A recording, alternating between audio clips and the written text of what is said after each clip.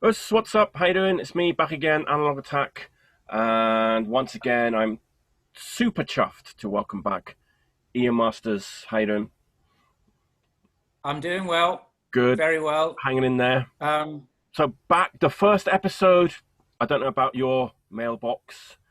Mine was sort of flooded it with it requests. exploded. It exploded, and lava was poured out onto the floor of the apartment. It So was, back yeah, by popular demand, part two, Japanese records. And last time we went from about 1957 to about 1970, if I'm correct.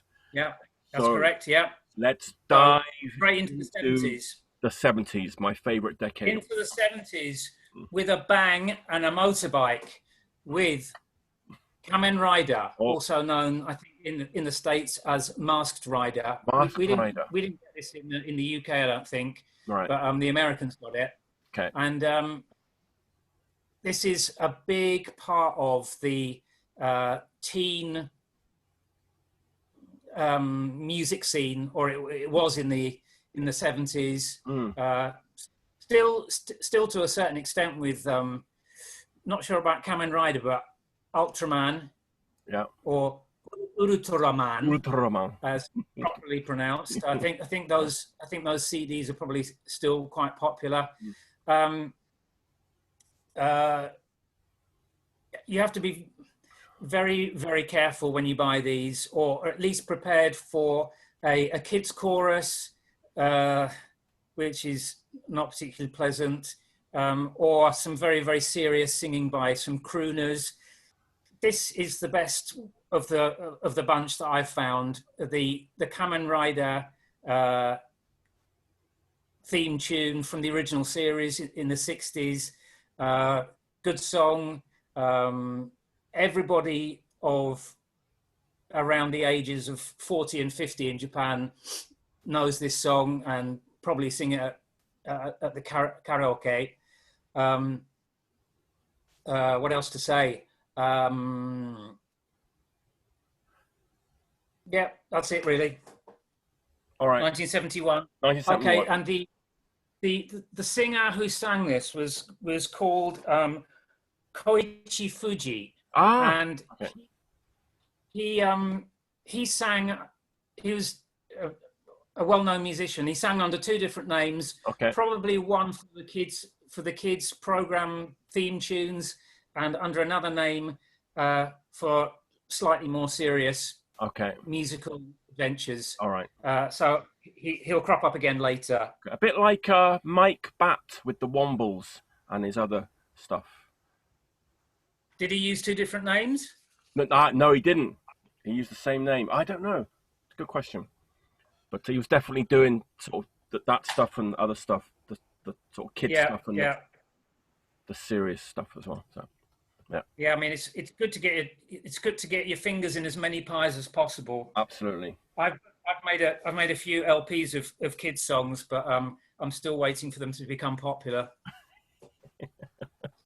Right, After next, this show, after this show. Right. Okay, what you got next? along with Maki Asakawa, Okay. one of my other top favorite female singers is Meiko Kaji. Right. And I first encountered Meiko Kaji again in the aforementioned flea markets, Right. a box of records which I can remember at least five other people had been through before me. So I was thinking, well, there'll be nothing left in here. Right. This was hiding at the back of the box at the bottom, and I had no idea who it was. I don't think her name is actually it's written quite small on the cover. Okay.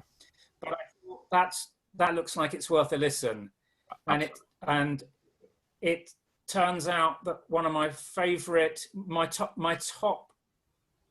Meiko Kaji track is on this EP, and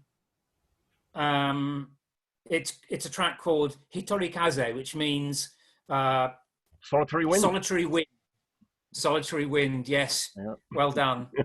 Yeah, Japanese on the ball today. Yeah. It's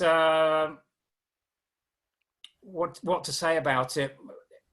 basically Kaiokyoku, pop song, with a bit of a psychedelic tinge to it. Starts with a fuzz guitar, gets a bit proggy. And then halfway through comes the wah-wah guitar freak out.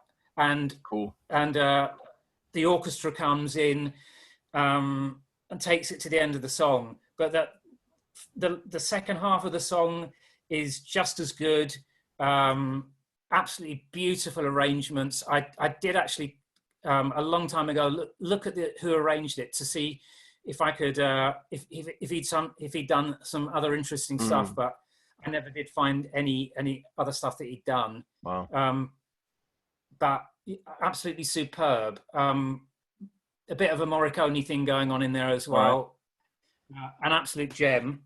And there's an album which I think probably the 4 songs on that EP are on.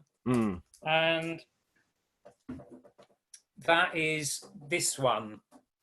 Now, where would a person find a record like that? Because I don't think I've ever seen that record. Is it rare, or is it like a flea market kind of a find? This one came from a flea market on a very good day where I found a couple of other of her LPs at the same time. Turns up on auction sites in Japan. Are her records kind of like Maki? Are they kind of like Maki Asakawa records, kind of that sort of level, or are they more of popularity? I don't think so, and I think much less popular than Maki Asakawa. I think she hasn't gone yet. Maybe overseas, maybe that could be it. I don't know. Yeah, her voice is not as distinctive as Maki Asakawa. Yeah, okay. It's got the same kind of dark stuff going on. She was the star of some kind of exploitation dramas in the early 70s, the Scorpion series of films. Okay. And I think that they wanted to make the connection between her character in those dramas and, you know, the character that she portrays, or that, you know, that's given off in these LPs. Right. So lots of strong woman gets her revenge type of songs. Right. But beautiful cover. For me, this is her best LP. All right. It's, okay. You know, very, very consistent. Okay. Worth finding if you can possibly find it. All right. I'm going to keep a lookout for that one for sure. And, show you the inside. Quite a nice. Beautiful. Lots of lyrics. Bit of a few nice photos. Yeah. So that was that's Teichiku Records in Big major, 1973. 1973. Golden Star Custom Deluxe series. Oh. Beautiful design. Absolutely amazing.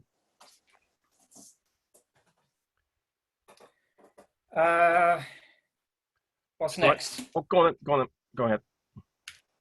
You wanna show something? Oh, go on then. I'll dip in quickly. So we're in the 70s. So I'm gonna jump ahead a little bit. 1976. This fellow, Osamu Kitajima. Do you know this record? Wow. Benzai. The cover looks a little bit familiar. But it's kind of a classic. Sure. The original was on Island Records. This is a kind of fairly recent reissue. It's called Benzai 10, Osamu Kitajima. After this, he did a lot of sort of new agey kind of like wishy-washy sort of yoga music. I know. Yeah. But this is a fantastic record. So Benzai 10 means that it's the goddess of everything that flows. So it's like music, words, water. That's the whole vibe of it. But if you look it up, and what's the style? Well, they say it's proggy, but it is a little bit proggy. But it's sort of, and also you get if Pink Floyd were Japanese, this is what they would have sound like, sort of this, that, and the other. But it's like traditional Japanese instruments mixed with sort of heavy guitars and sort of chanting and a bit of a psychedelic record. This is his masterpiece. He's got a lot of records, but this one is. I played this at sort of punk gigs before, DJing, and then people were what the hell is this? No, they've never heard of it before. It's a bit obscure, Yeah. and they're like, "Wow, we've never heard it." But yeah, sort of, he's a hippie, sort of new age guy, Did new the age same? hippie kind of guy. The Osamu original was on Shikibuya. island. Hmm? Did he make a record with a very green cover? Possibly. There's another one called, oh, I forget. I should have written it down, but he's got a string of records, but this is his best one by far. Absolutely. Because I've got something which also sounds like a Japanese guy doing a kind of a Pink Floyd impression. It may not be Not connected not Kitaro. Not Kitaro, Not no. Kitaro. The dreaded master of the sweeping synth. Yes. So that's sort of what he did later, but not this is Afterwards. yeah, like in the 80s. This is the 70s. So Yeah. love this record. I'd like to find an Interesting. original. It was on a major label. It's on Island Records, but it's really hard to find an original. This is the. And what label's that one on? Oh, it's I don't know. I can't see it. But Probably it might. some dodgy. Is it a dodgy bootleg issue? No, it's a legitimate. It might be the same label. Bamboo Records or something It like might be that. the same label that did that that other record. It's up here. The this one could be the same label that did this, maybe. Paolo Alto, and we release What the Fuck We Want. Maybe I can't see, but it's definitely like a legitimate release. So this is a good record to everybody. That's coming up a bit later, although we could. Oh, okay. Should we talk? Okay, I'll put mine. It's an 80s record, so yeah, it is. Yeah. All right, Ian, what you got next? My traveling so fast into the future, I'm going to get a nosebleed. Back to 1972. Okay. A record which, as far as I know, only I and the American avant-garde, what's his name? Not Mr. John Podesma. Got his name. Okay, this is 1,000 kotos. Wow. And a couple of hundred shakuhachis, which is the bamboo flute. Wow. Glenn Branca is the guy I was thinking of. The only other person I know who owns this record is Glenn Branca. What? And he told me personally that it was his inspiration for his guitar orchestras. Wow. He nixed the idea from this amazing Koto record. I wonder how they recorded that. That's quite a feat, isn't it, to record 1,000 kotos? I think they had a lot of recording Walkmans scattered about the area, and probably just linked them all up later on. Right. A lot of it is kind of boring sakura variations, but there's a few places on the record where you get a completely different dynamic of it's a cacophony. I think it might be because they're trying to play in time with each other, and they're pretty close, but not quite close enough to make it a unison. Wow. So the effect that you get is, a bit Branca-ish in that it's really playing with your ears in the fact that you're trying to unite the sounds, but it's just something almost like the end of the world happening. Wow, amazing! Is that easy to find? I've never seen that, but I've never seen another copy. Really? I don't think it's not in high demand, if at all. Right. Bit of a gatefold there. Yeah. It's only superb in a couple of places, but okay. It's worth having for those couple of places. So that was 72. Okay. And next we're going to creep into 1973 with one of my favorite Japanese records ever. Ever? Wow. And that is the soundtrack to Belladonna of Sadness by Masahiko Sato. Oh, okay.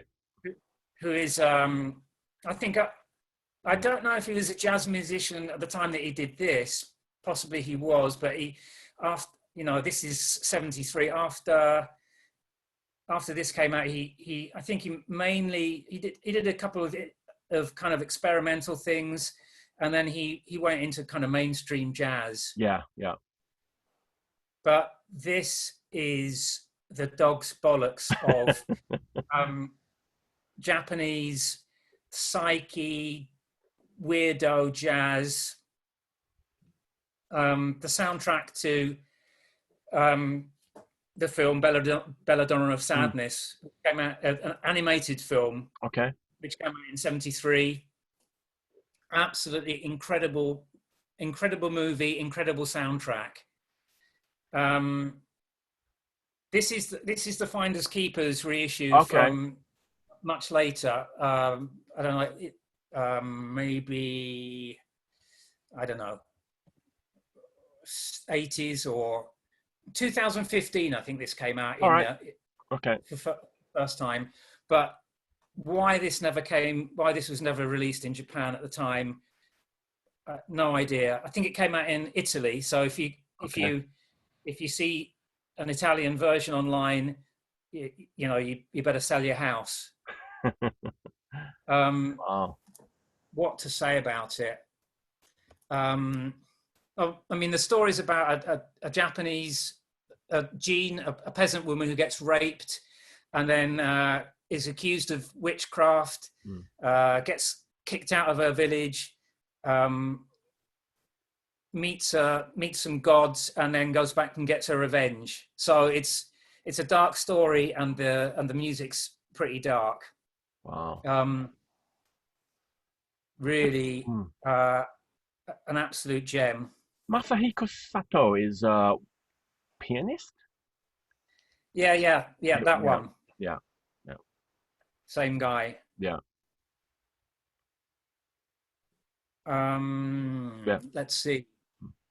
Yeah, I think that's more or less what I wanted to say. Pardon? I've never seen that record ever. Okay, it's not hard to find. Okay. Finders Keepers reissue. The original had the original LP, when the Italian one, had 2 songs by this woman called Mayumi Tachibana. Okay. She actually sang the theme tune. Okay. For the movie. And when the Finders Keepers crew did the reissue, they decided to expunge her track off the LP. Oh dear. And so the theme tune doesn't appear, but Masahiko Sato's wife appears on some of the tracks. Okay. It's kind of weird that they took this off completely, but Masahiko Sato didn't write the theme tune, which Mayumi, this woman, whose name I've just completely forgotten, he didn't write it. Maybe there was a rights thing. Okay.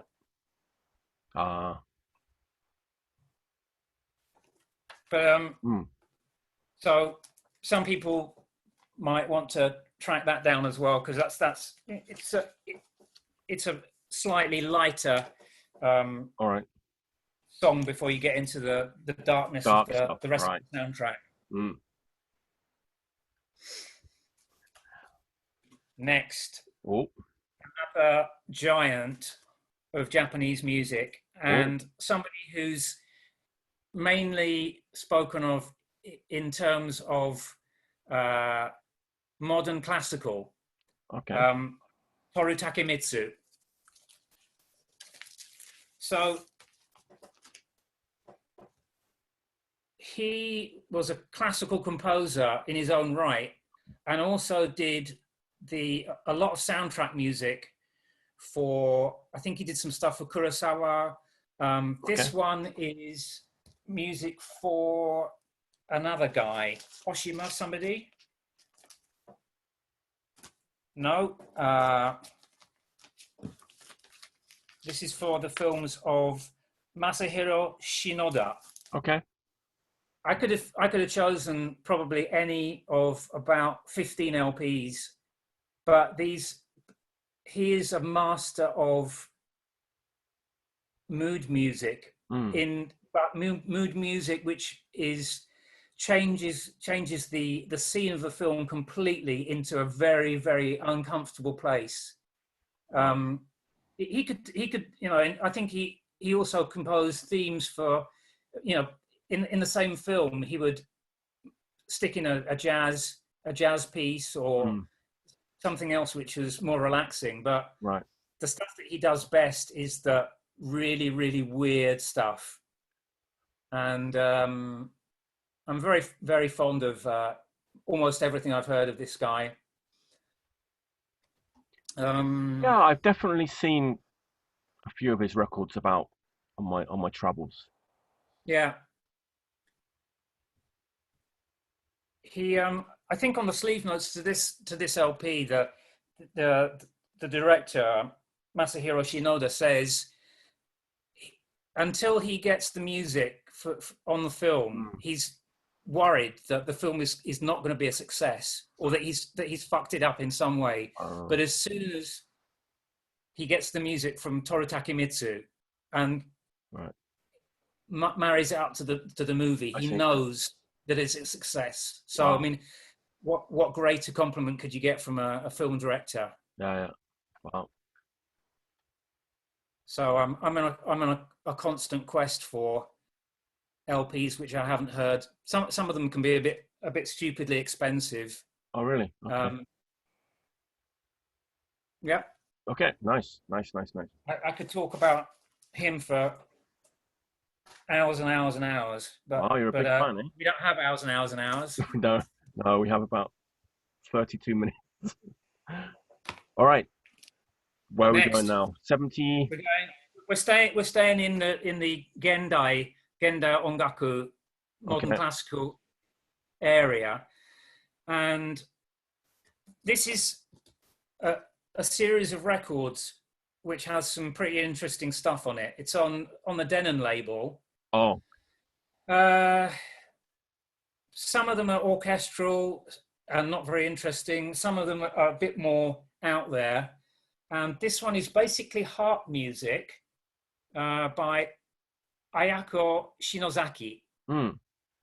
And side one is amazing. Very, very odd, abstract stuff played on a harp. Very mystifying. The B-side is her with a rather more famous musician, Takahisa Kosugi. Rings a bell. Who did this LP. Oh. And I think he was involved with, might have been involved with Taj Mahal Travelers. Okay. But he fucks up the second side of this by playing his violin through a stupid phase pedal the whole way through and ruins it. Okay.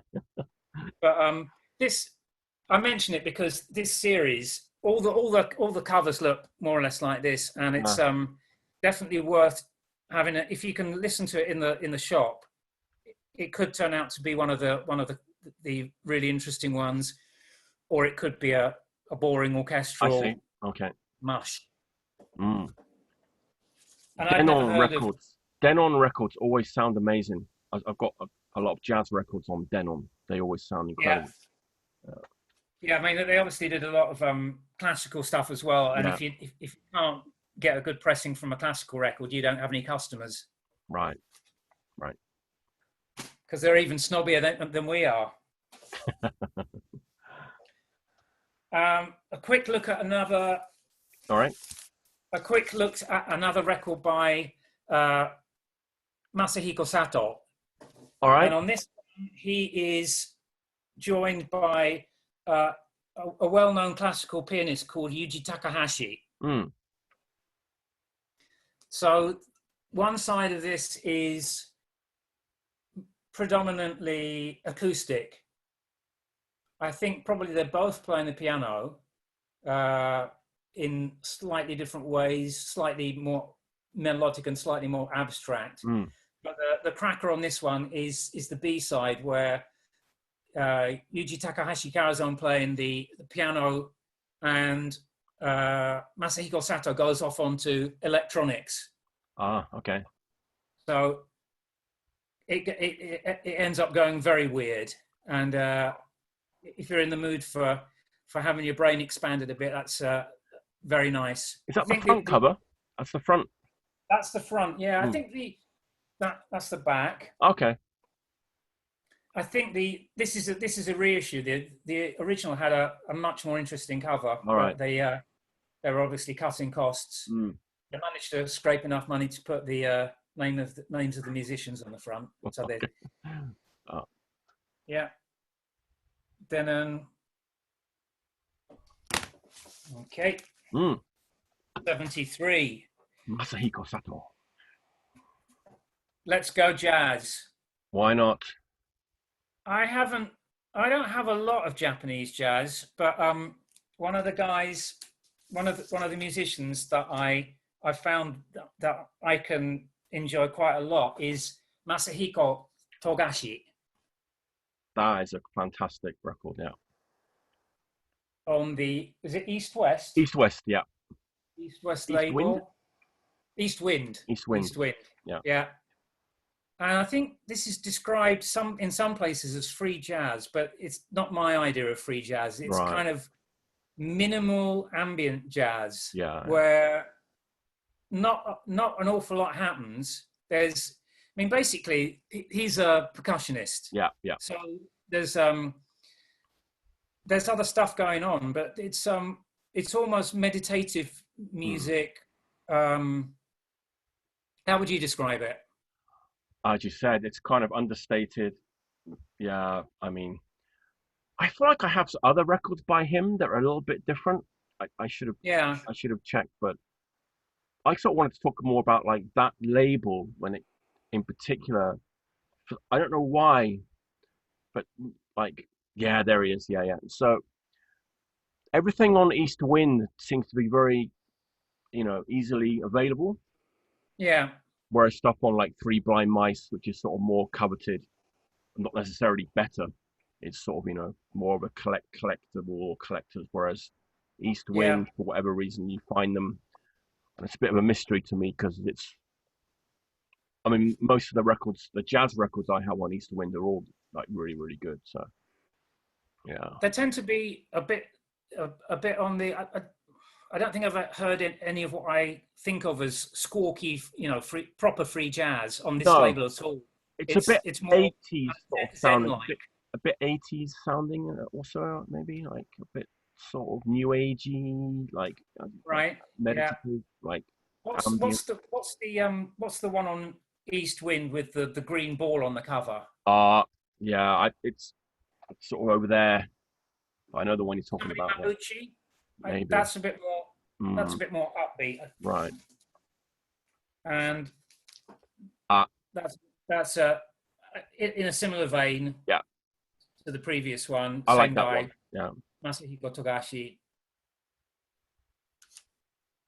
Yeah. So when you're feeling like you need a bit of a religious experience, those are and a quiet one. Yeah. Good. I think it's good for listening to 2 or 3 in the morning. Right. If you can't sleep. All right. 1975. Oh. And Takehisa Kosugi, Catch Wave. Take it out of the cover. Take it out of the cover. So I think this is a pretty much agreed to be a masterpiece of avant-garde electronic fucking about from the mid 70s. one piece per side. Crazy electronics. Some throat singing. Apparently in the 60s, he was part of Japan's first improvisational music collective, Group on Gaku, which I don't know anything about, but right. Me neither. This turns up here and there, and it's good for zoning out to. It's, right. Not a lot happens in the 20 minutes of each side, but it's a good brain cleaner. Nice. So the original was 75. This is a dodgy recent repress on Iskra, which I think might not be entirely legitimate, but it sounds good. It's good enough for me. Yeah. I think Superior Viaduct might have put it out as well. Oh, really? Okay.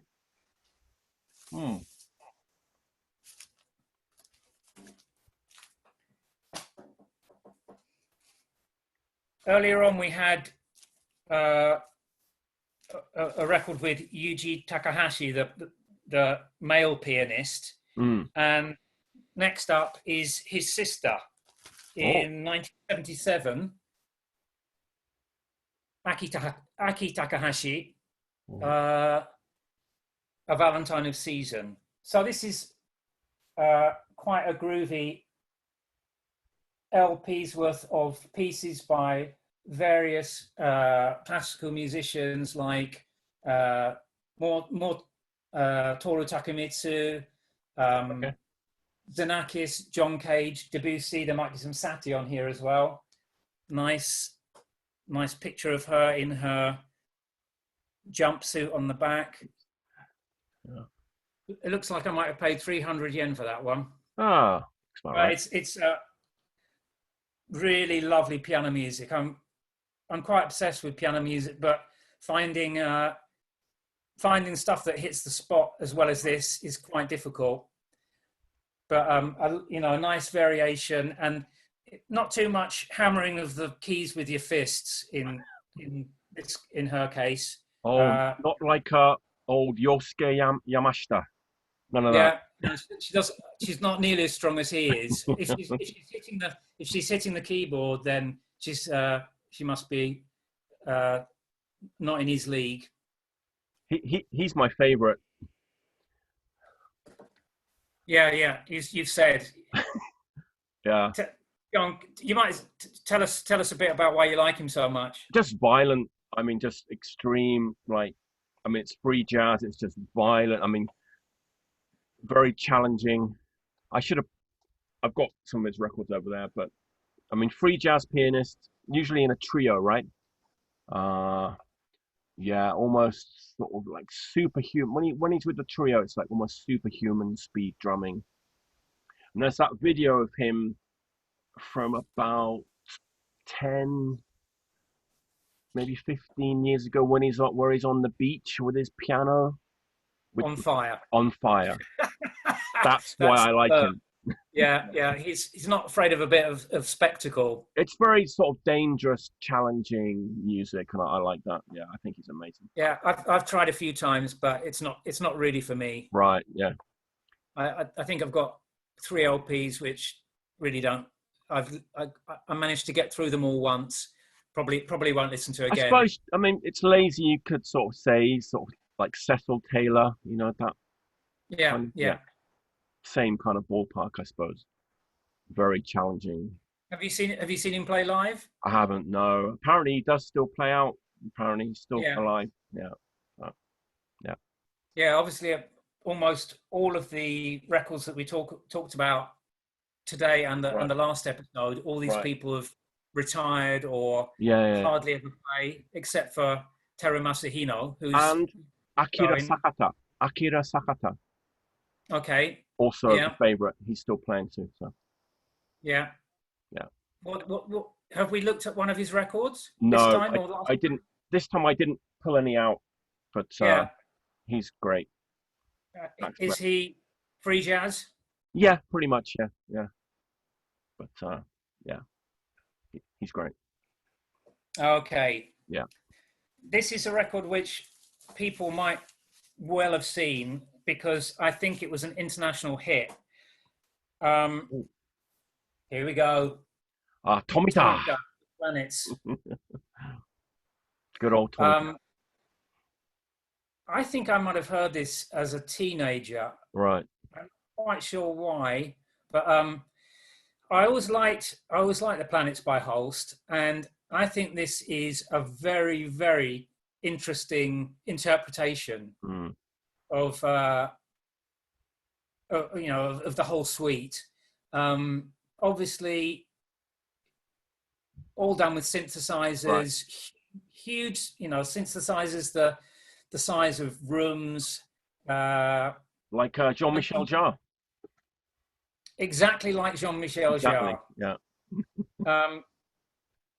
One of the things I like most about this is it really feels like he's made it into some kind of a story. At the very beginning of the first track, which is Mars, he's got aliens talking. Yeah. In kind of vocoder voices. And the first time I heard that, I just burst out laughing. It's hilarious, but it's great as well.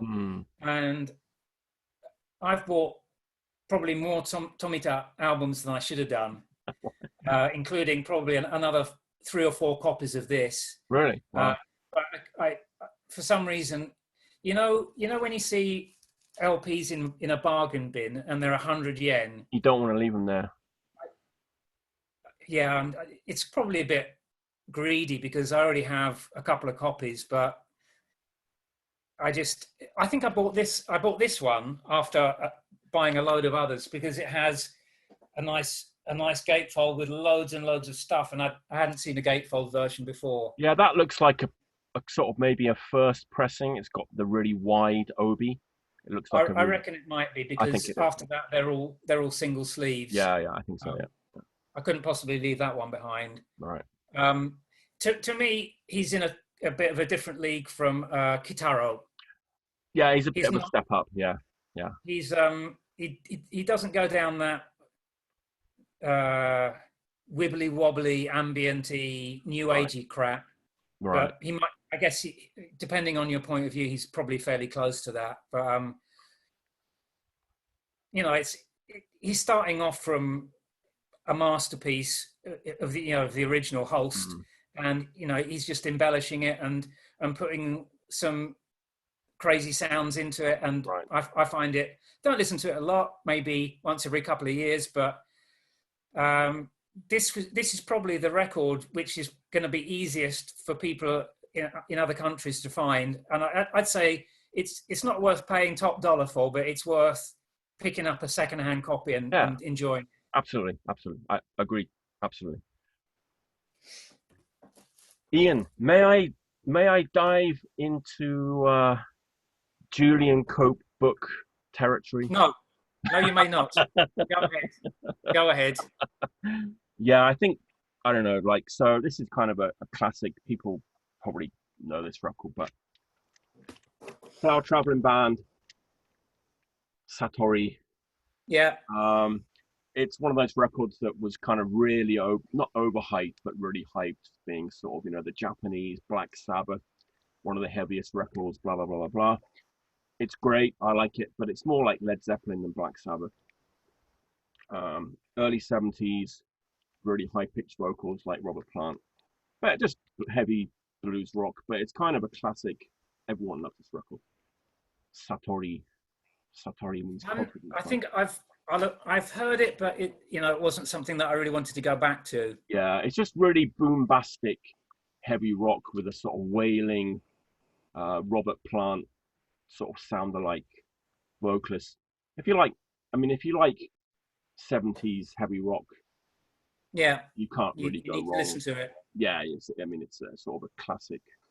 But this is one of those records that after Julian Cope's book came out, the prices kind of skyrocketed because everyone wanted it. But also, it probably meant that the record companies felt it was worth reissuing it. Well, unfortunately, I'm kind of ashamed to say, mine's like a sort of dodgy British, semi-official reissue. I really need to find an original. You can pick them up, not cheap. Is the sound okay? Oh yeah, it sounds okay. I mean, it wasn't a brilliant sounding record anyway, but I really should have a proper sort of Japanese. You really ought to, a man of your caliber. Exactly. And then this one, I think this is another one that Cope sort of was talking about. I like this one better. This is Blues Creation Demon. Oh, I've never seen that. Yeah, Blues Creation Demon and 11 Children. This is a Japanese pressing, maybe third pressing from the 80s. This is 70s. Is that quite heavy as well? It's a sort of similar thing. It's bluesy, heavy rock, Black Sabbathy, bit of Black Sabbath, bit of Flea, bit of Led Zeppelin, that kind of thing. But very boombastic, with a not very good singer. The singer sort of lets it down a little bit. Very thin, sort of reedy voice, but I'm a big fan of this record. Blues Creation. Are you a fan of Kamen, Maki, and Oz? To a point, yeah. They kind of dropped off pretty quickly. I think there was just one LP of theirs which I thought was kind of interesting, but it's almost like Jefferson Airplane territory. Yeah. Her best record is with this band, Kamen, Maki, and Blues Creation. That's her best record, I think so. Right. Yeah. Never seen a copy though. Yeah. But she's to the contrary, she's got quite a belter of a voice. Yeah, but almost like too much. It's like very boombastic, Janis Joplin kind of. Too much for you. But yeah, I'm not really a fan of that sort of sweaty, bluesy style. Yeah. Oh, I mean, great singer, obviously, but not very fantastic cover. What's on the other side of that? Oh, on the back. Oh, sorry. Not much. Just sort of the other part of the demon's claw, I guess. It's quite nice. Quite nice. Great. I mean, if you like really heavy 70s rock, good record.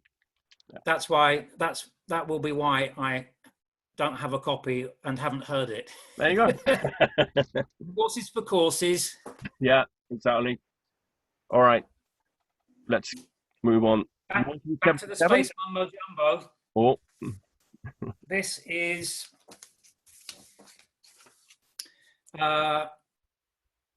Matsu Ono. Oh. And the original title of this was Space and Mary Jane Trip is the Same. Oh. But I think now it's just called, the new title is I Saw the Outer Limits. Okay. And I think he was another guy who worked for a TV company doing a lot of sound effects kind of stuff. Right.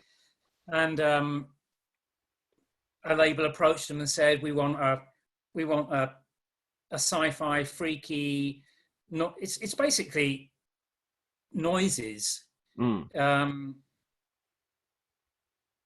of old synths, but not being played in any kind of melodic way.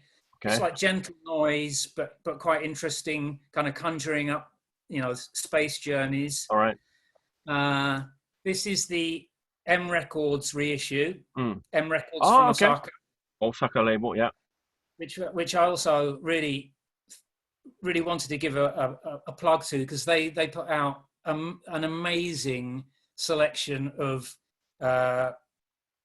music, not only from Japan but from all around the world. Yeah. And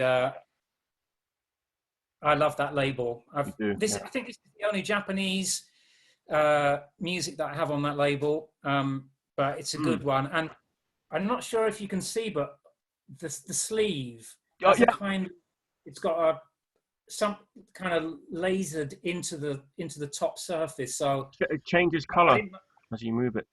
Yeah, it's etched. So when you're chewing your banana skins and getting ready for the space journey, inhaling your sunflower seeds, look at this and it'll help get you on your way. Beautiful. That can't have been cheap to make. I would imagine not, Mm. but I think the guy, Mr. Emura, Yeah. Mr. Koki Emura, Mm. is a guy who doesn't skimp when he Right. feels like.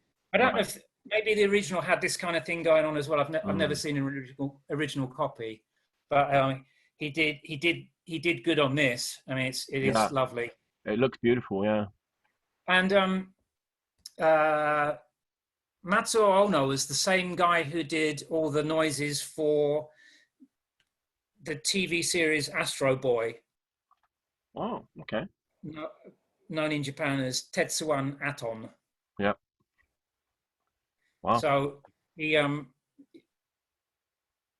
a good run of good career in making silly noises for people like me who like that kind of thing. I mean, perfect for animations to give them an out of this world feeling, which is really what you need.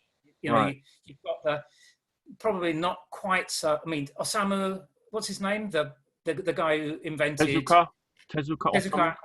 Yeah, obviously his quality of animation was way above most of the other stuff that was going on at the same time. Yeah. But even so, if you've got some crazy bleeps and odd noises to help it along, and that's going to make it even more impressive.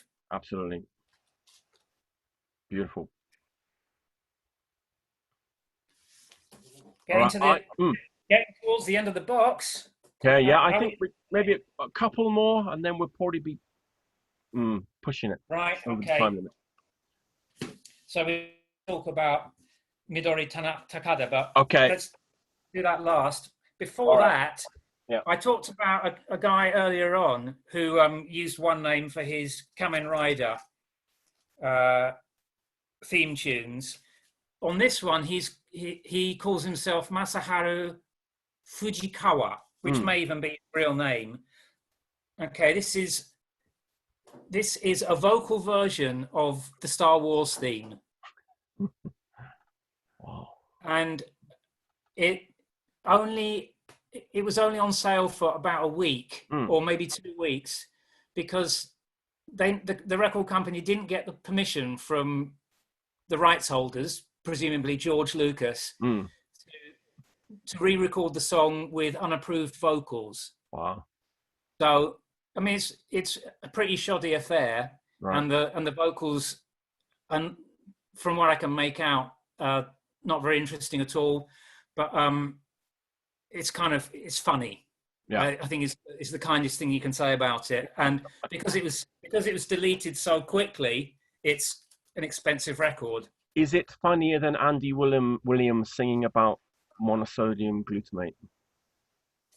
Yes, it's funnier. Okay. It's funnier and shoddier. It's not as convincing because obviously Andy Williams was a huge monosodium glutamate addict. Well, it's died of an overdose. That's how he died, wasn't it? It was, yeah. In the theatre that he built for his own performances on stage, after a huge line. MSG. So let's do this last. Oh yeah, okay. There we go. This is my other most favorite Japanese record. Okay. Where to start on this one?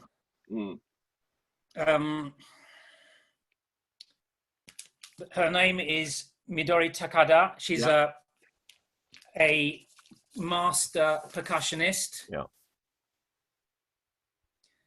This was her first solo LP after making some other recordings with various ensembles. Right.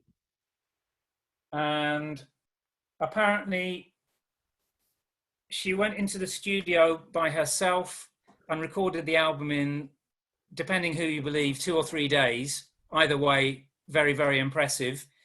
Overdubbing herself as she went along.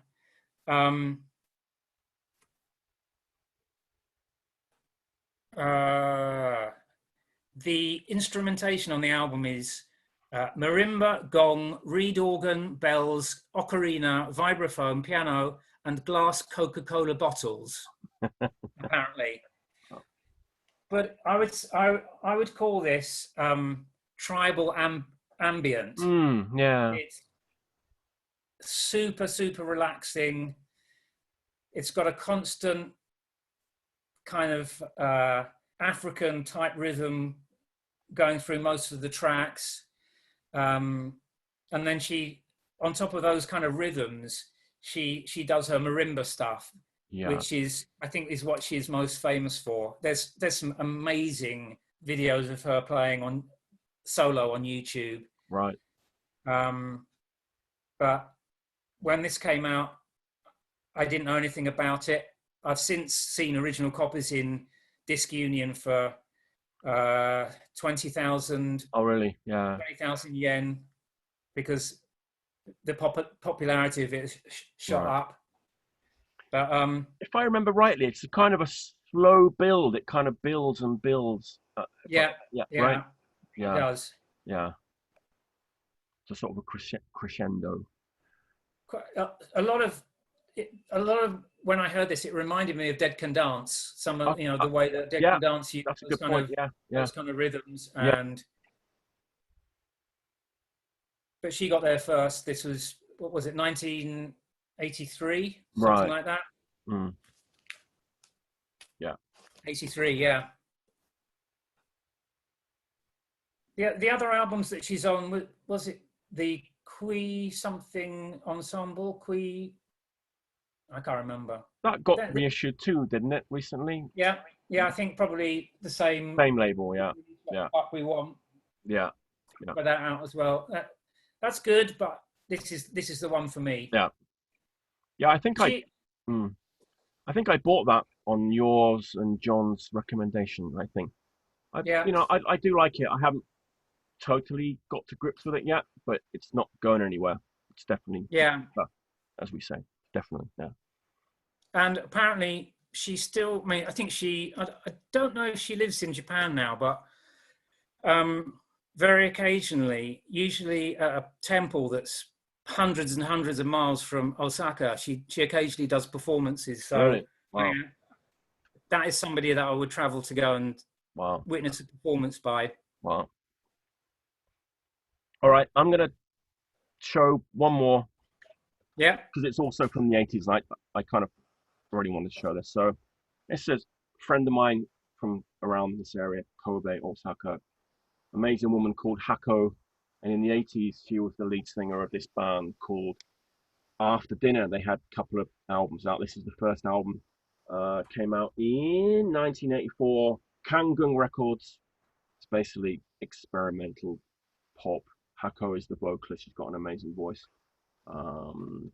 This is like, isn't my favorite record by After Dinner. The other record, Paradise of Replica. That's like the masterpiece, but it's still good. Gonna be lazy and sort of compare it to that sort of mid 80s, the Dreaming era Kate Bush. That's kind of the closest comparison. It's kind of in that same ballpark. Experimental pop, you sort of call it, but what was the label? Camden? No, it's Kangun. It's Kangun. It's a Japanese label. I looked it up and they didn't release much, just a few things. Yeah. Very obscure label. But the thing is, with After Dinner, I think they did have some popularity in Japan at the time. There's sort of music videos and stuff on YouTube. But their next record was put out by a label in Switzerland, so there's no domestic pressing on vinyl of the second record. Very remiss. Mid 80s Kate Bush. I know it's sort of lazy to make those sort of comparisons, but it's that's. And the singer Hako. Yeah, you've seen her, right? You've seen her. Yeah. Saw her a few months ago, just before the lockdown. Yeah, she's still making amazing woman. She's got her own little studio in Kobe, and sweet woman. Did a lot of amazing stuff in the 80s. She's done tons of sort of solo recordings that are ambient, I suppose you'd call it ambient music. It's kind of ambient. Yeah. Lovely lady. So I thought. Yeah, it was a good show. Yeah, I thought I'd sort of give props to this record, After Dinner. Glass Tube from 1980. I'll have to give that another listen. Yeah, I like it. I'm a fan. All right, Ian, that was a lot of fun. We made it to the 80s. So Volume 3 will be starting in the 80s. Yes, 1987 till 2022. I don't know. I'll get digging again. All right. It was a lot of fun. Thanks very much. Thanks, Ian. It was a lot of fun. I hope everyone enjoys it. And we're going to put links. Ian, you've got the links and everything. We're going to put that in the video description. So if you want to check out. Yeah, as long as the tips, work out to about 1,000 quid, then the show notes will go up. Yes, we should make a Patreon. Yeah. All right, everybody. Thanks, Ian. That was a lot of fun. Yeah, thank you. Thank you. Okay, everyone, thanks for watching. Until next time, stay healthy and stay clean. Stay clean. Clean.